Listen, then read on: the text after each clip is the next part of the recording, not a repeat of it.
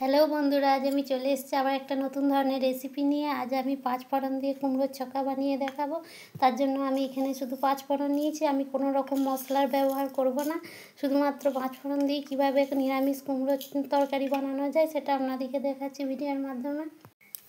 একটা প্লেটের মধ্যে কিছুটা পরিমাণ আলু ছোট ছোট করে কুচি করে নিয়েছি, আর কুমড়োকেও কাঁচা কুমড়ো ছিল, কুমড়োটাকেও আমি ছোট ছোট করে কুচি করে নিয়েছি। এখানে আমার 500 গ্রাম কুমড়ো আছে। এবার আমি কড়াইয়ের কাছে চলে যাব। গ্যাস অন করে দিয়েছি। গ্যাসের মধ্যে একটা কড়াই বসিয়ে নিয়েছি। কড়াইয়ের মধ্যে দিয়ে দেবো কিছুটা পরিমাণ সরষের তেল। এই রান্নাটি সরিষার তেলে করলে খুবই ভালো হয়।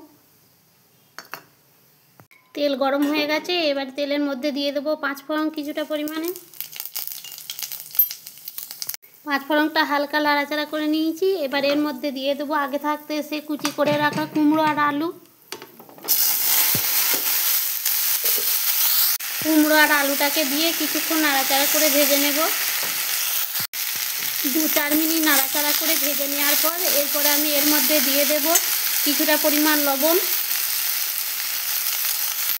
আর দিয়ে দেব কিছুটা পরিমাণ হলুদের গুঁড়া।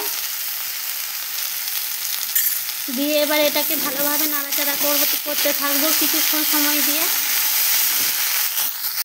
কুমড়ো আর আলুটাকে ভালো করে নাড়াচাড়া করে ভেজে নিয়েছি। এবার আমি এর মধ্যে দিয়ে দেব জল, পরিমাণ মতো জল দিয়ে দেব।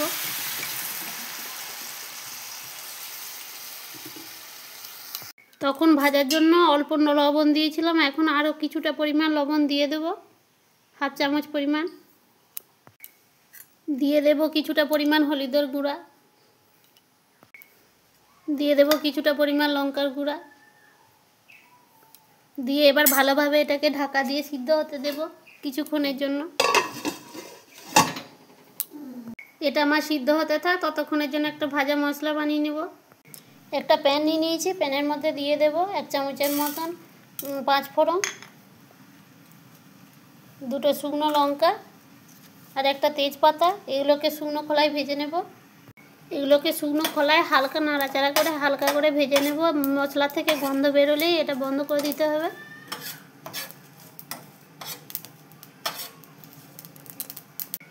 মশলাটা আমার ভাজা হয়ে গেছে। এবার আমি এটাকে একটা প্লেটের মধ্যে তুলে নিচ্ছি। এবার এটা ঠান্ডা করে আমি গুঁড়িয়ে নেব। কিছুক্ষণ পর ঢাকাটা খুলে দেখে নেব কুমড়ো আর আলুটা কেমন সিদ্ধ হয়েছে।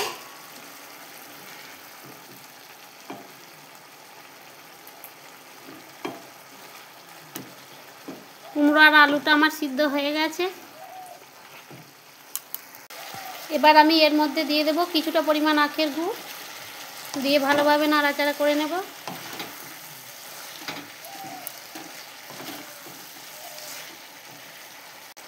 দেখছেন তো বন্ধুরা, আমি কোনো রকম মশলার ব্যবহার করিনি এই রান্নাটাতে, শুধুমাত্র 5 ফোড়ন দিয়ে এই রান্নাটা আমি করছি। এরকমভাবে বন্ধুরা আপনারা একবার বাড়িতে বানিয়ে দেখবেন, খুবই সুন্দর হয় আর খুবই অসাধারণ খেতে লাগে। কুমড়ো চক্কাটি আমার হয়ে গেছে। এবার আমি এর মধ্যে দিয়ে দেবো সবশেষে সে ভাজা মশলাটা, যেটা ভেজে গুঁড়ো করে রেখেছিলাম, সেই মশলাটা দিয়ে দেবো 1/2 চামচের মতো, দিয়ে নাড়াচাড়া করে নেব।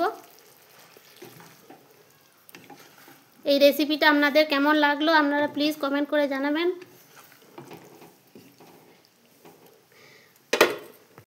আর এখনও পর্যন্ত যারা বন্ধুরা এই চ্যানেলে নতুন আছেন তারা এই চ্যানেলটিকে সাবস্ক্রাইব করে দেবেন আর পাশে থাকবেন।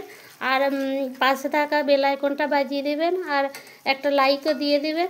আর এই রেসিপিটা দেখার জন্য, সম্পূর্ণরূপে প্রথম থেকে শেষ অবধি দেখার জন্য আপনাদেরকে অসংখ্য ধন্যবাদ।